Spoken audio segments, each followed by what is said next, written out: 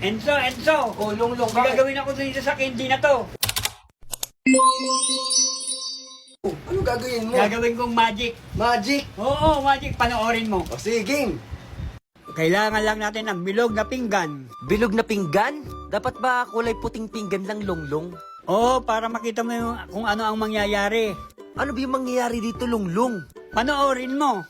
Binuhos ko na dito yung mga bilog-bilog na candy. Eh ano na yung ginagawa mo ngayon, Longlong? Ito, inuumpisahan ko na ang magic. Inuumpisahan mo na, Longlong, yung magic? Saan? Hindi ko makita. Huwag kang magalala, makikita mo yan. Magic nga eh. Naiinip na ako at sobrang excited na ako. Sinasalansan ko na. Bakit mo sinasalansan sa gilid yung mga magic candy na sinasabi mo, Longlong?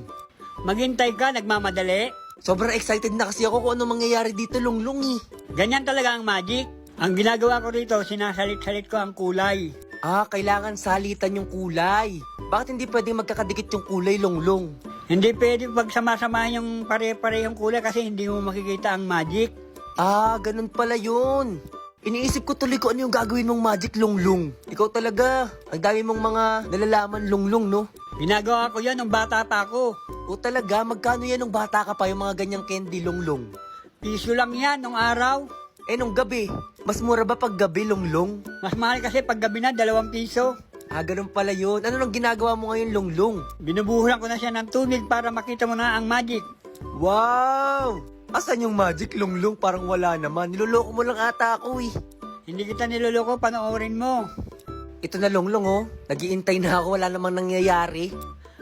Hintay ka lang, tiyaga-tiyaga lang. Tsaga-tsaga lang. Wow! Tcharan! Nagbago na!